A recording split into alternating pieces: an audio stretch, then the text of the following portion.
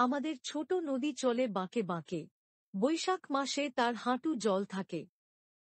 আসসালামু আলাইকুম। মানুষ কাল বা সময় বিভাজনের প্রয়োজনীয়তা উপলব্ধি করে আসছিল সভ্যতার বিকাশের আদি যুগ থেকেই। প্রয়োজনের তাগিদে বছর, মাস, সপ্তাহ, দিন ইত্যাদি গণনার প্রচলন করে। ভিডিওটি না টেনে পুরো আলোচনার মাধ্যমে নিজে জানুন এবং আপনার আপনজনদের জানান। সাবস্ক্রাইব, লাইক, শেয়ার এবং কমেন্টস করে সাথে থাকুন। যদিও ঐতিহাসিকদের যুক্তি বলে প্রমাণিত যে মহামতি আকবরী বাংলা সন প্রবর্তনকারী, এদেশে সবাই হিজরি সনই ব্যবহার করত। ফলে ফসল কাটার খুব অসুবিধার সম্মুখীন হতে হতো, কারণ আগের বছর যে তারিখে ফসল কাটত, পরের বছর সে তারিখ 11 অথবা 12 দিন এগিয়ে যেত। আকবর যে হিজরি সন ছিল তখন থেকেই সৌর বছর প্রবর্তন করেন। এটিই হচ্ছে বঙ্গাব্দ। সম্রাট আকবরের সিংহাসন আরোহণের বছর 1556 খ্রিস্টাব্দ অনুসার হিজরি 963 সন থেকে বাংলা সাল 963 বঙ্গাব্দ শুরু হয়। বাংলা সন বা বঙ্গাব্দের জনক নিয়েও রয়েছে মতভেদ। তবে এ মতভেদ দূর করার চেষ্টা করেছেন নোবেল বিজয়ী ডক্টর অমর্ত্য সেন ও বিশ্ববরেণ্য বিজ্ঞানী মেঘনাদ সাহা। এই দুই ব্যক্তিত্বের দৃষ্টিতে ভারত সম্রাট মহামতি আকবরী বাংলা সনের প্রবর্তক। বাংলা সন বাংলার ঐতিহ্য পরস্পরায় এক অনন্য সাংস্কৃতিক উপাদানে পরিণত হয়েছে। বাংলা নববর্ষ এলে পহেলা বৈশাখে বাঙালিরা আনন্দঘন উল্লাসে বিমোহিত হয়ে পড়ে।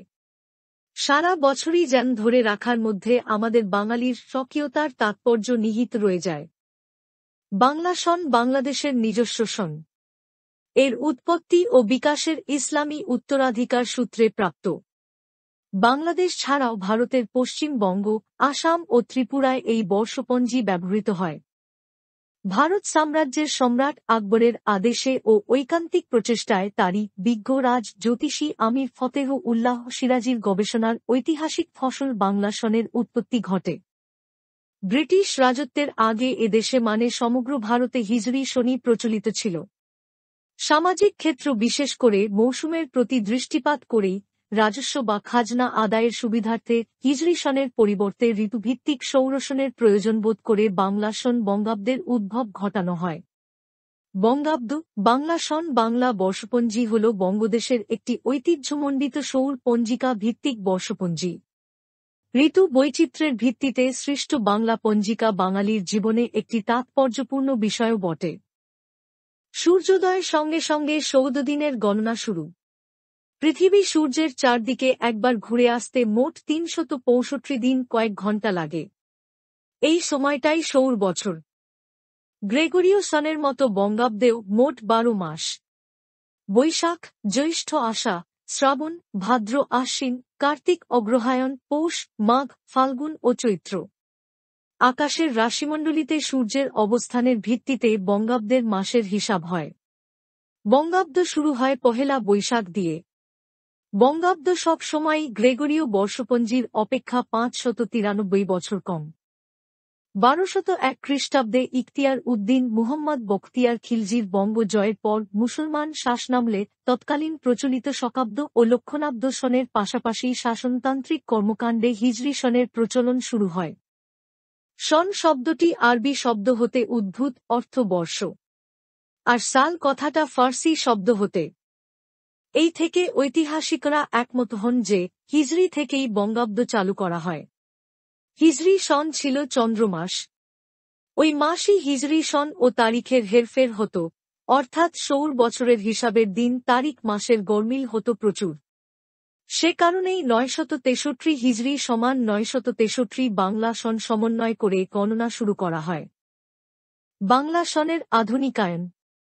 বাংলা সন বা বঙ্গাব্দকে আজকের আধুনিক ও বৈজ্ঞানিক রূপ দেওয়ার কৃতিত্ব অবশ্য বাংলা একাডেমির।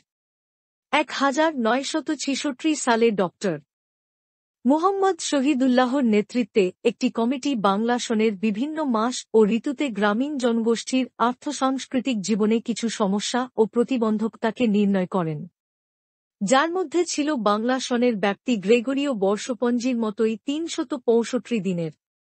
যদিও সেখানে পৃথিবীর সূর্যকে প্রদক্ষিণের পরিপূর্ণ সময়কেই যথাযথভাবে নেওয়া হয়েছে।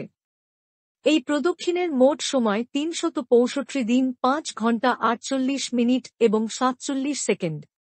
এই ব্যবধান ঘোচাতে গ্রেগরীয় বর্ষপঞ্জির প্রতি ৪ বছরের ফেব্রুয়ারি মাসে একটি অতিরিক্ত দিন যোগ করা হয়।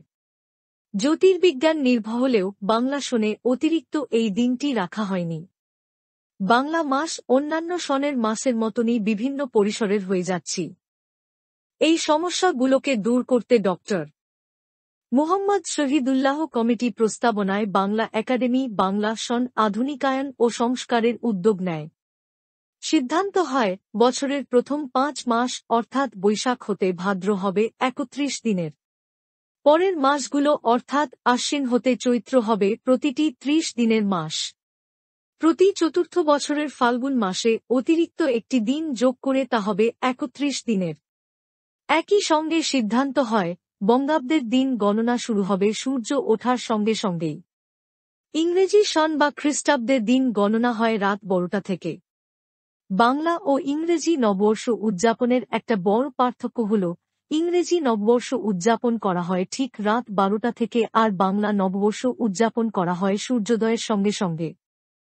পরবর্তী ভিডিও দেখার আমন্ত্রণ জানিয়ে দর্শক শ্রোতা সবাইকে অনেক অনেক ধন্যবাদ। খোদা হাফেজ।